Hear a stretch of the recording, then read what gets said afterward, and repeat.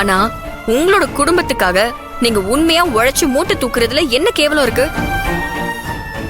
எனக்கு என் புருஷன் மூட்டை தூக்குற வேலை செய்யறதுல எந்த ஒரு அவமானமும் கிடையாது. மூட்டை தூக்கியாவது குடும்பத்தை காப்பாத்தணும்னு நினைக்கிற உங்களை நினைச்சாதான் எனக்கு பெருமையா இருக்கு.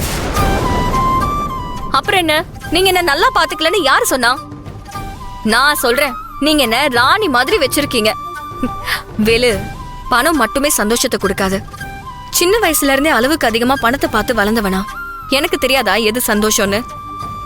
செல்வி, நான் உங்களை நல்லா வச்சிருக்கேனாங்க.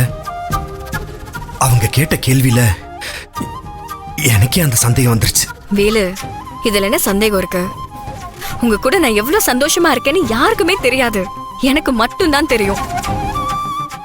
இப்ப இருக்கிற இந்த ஆணாதிக உலகத்துல எந்த ஒரு ஈகோவுமே இல்லாம பொண்டாட்டிய படிக்க வச்சு பெரிய அதிகாரியா பாக்கணும்னு நினைக்கிறது நீங்க.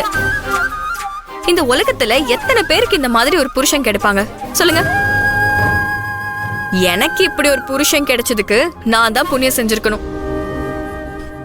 சரி, அப்பா பேசினதை நினைச்சு வருத்தம் எதுவும் படாதீங்க. செல்வி, உங்களால மட்டும் எப்படிங்க எப்படி இருக்க முடியுது? எல்லாத்தையும் ரொம்ப சாதாரணமா எடுத்துக்கிறீங்க. அப்படி என்னால இருக்க முடியலங்க.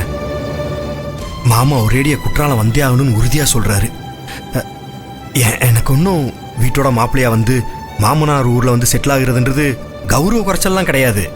ஆனா இந்த குடும்பத்தை காவு வாங்கி ஆகணும்னு கங்கணம் கட்டிட்டு இருக்கிறவங்க ஒருத்தவங்க கிட்ட நம்ம குடும்பத்தை விட்டுட்டு எப்படி என்னால வந்து இருக்க முடியும்? அக்கா வீட்டை விட்டு வந்துருச்சு, அண்ணன் தொழில் இல்லாம இருக்கிறாரு.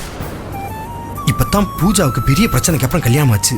எந்த பிடி இல்லாம இருக்கிற அப்பா அம்மா இப்படி எல்லாரும் கலங்கி இருக்கிறப்போ, இப்படி ஒரு சூழ்நிலையில இவங்க எல்லாத்தையும் விட்டுட்டு என்னால எப்படி நிம்மதியா ஊர்ல வந்து இருக்க முடியும்?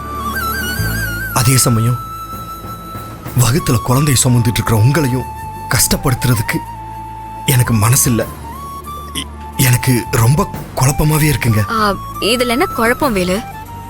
பிரச்சனைங்கிறது வாழ்க்கையில வர விருந்தாளி மாதிரி. ஒரு பிரச்சனை போனா இன்னொரு பிரச்சனைன்னு மாறி மாறி வந்துகிட்டே தான் இருக்கும். பிரச்சனையே இல்லாத மனுஷன்னு இந்த உலகத்துல ஒருத்தருமே இருக்க முடியாது. பணம் இருக்கிறவனுக்கு நிம்மதி சந்தோஷம் இருக்காது. அதெல்லாம் இருக்கிறவங்களுக்கு உடல்நல பிரச்சனை இருக்கும். ரெண்டும் நல்லா இருக்கிறவங்களுக்கு பணம் ஒரு பிரச்சனையா இருக்கும். அதனால பிரச்சனையை பார்த்து ஓடி போய்கிட்டே இருந்தோம்னா இருக்கிற இந்த ஒரு வாழ்க்கைய நாம வாழ முடியாது. வாழ்க்கையில எந்த ஒரு தடங்கள் வந்தாலும் எதிர்நீச்சல் போட்டு வாழ்ந்து காட்டணும். அதுதான் உண்மையான வெற்றி. உங்களோட இந்த தைரியம் தான் என்னை இவ்வளவு நாள் ஓட வச்சிருக்கு. இன்னும் ஓடுறதுக்கு தெம்பெல்லாம் இருக்கு. ஆனா மாமா ஊருக்கு போகணும்னு உறுதியா சொல்றாரு. அது எல்லாமே நான் பாத்துக்கிறேன். அப்பாவை எப்படி சமாளிக்கிறதுன்னு எனக்கு தெரியும். நீங்க கண்டதையும் போட்டு மனசை குழப்பிக்காம பேசாம வந்து படுங்க. வாங்க வேலு.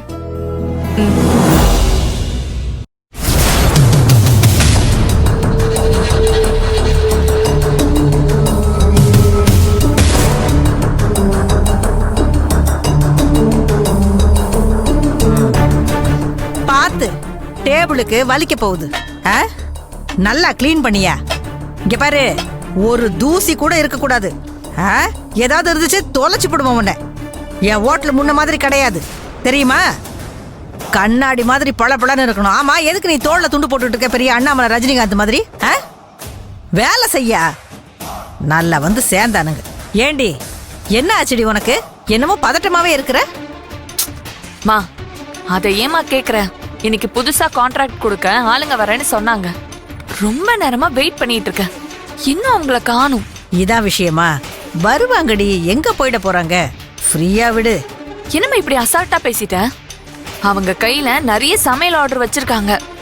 அவங்க யாருக்கு கண்ணை காட்டுறாங்களோ அவங்களுக்கு தான் அந்த ஆர்டர் பயங்கரமா போகும். அப்படி இருக்கிறவங்கள கரெக்ட் பண்ணணும்னு நான் பயங்கர டென்ஷன்ல இருக்கேன். நீ சும்மா அப்படியே கூலா வருவாங்கன்னு பேசிட்டு இருக்க. உனக்கு கொஞ்சம் கூட பொறுப்பே இல்லம்மா. அடி போடி, இவளே கரெக்ட் பண்றதா கஷ்டம்? இவ்வளோ வருஷம் பிசினஸ்ல இருந்துட்டு இந்த சின்ன விஷயம் கூட உனக்கு புரியல. அதெல்லாம் ஈஸியா மடக்கிடலாண்டி. நீ ஒண்ணு கவலைப்படாத. நாம தான் ஏற்கனவே பேசிட்டோம்ல, அப்புறம் என்ன? நேர்மையா இருக்கிறவனுங்களா இருந்தா நாம பயப்படலாம். அவனுங்க தான் கமிஷனுக்கு ஆசைப்படுறவனுங்கன்னு தெரிஞ்சு போச்சே. கேக்குறத நாம தரோம்னு சொல்லிட்டோம்ல, அப்புறம் எங்க போயிட போறானுங்க? இரு, கண்டிப்பா வருவானுங்க. நீ சொல்றதெல்லாம் புரியுதுமா. ஆனா இருந்தாலும் நடுவுல எவனாவது பூந்து கெடுத்து விட்டுருவானோன்னு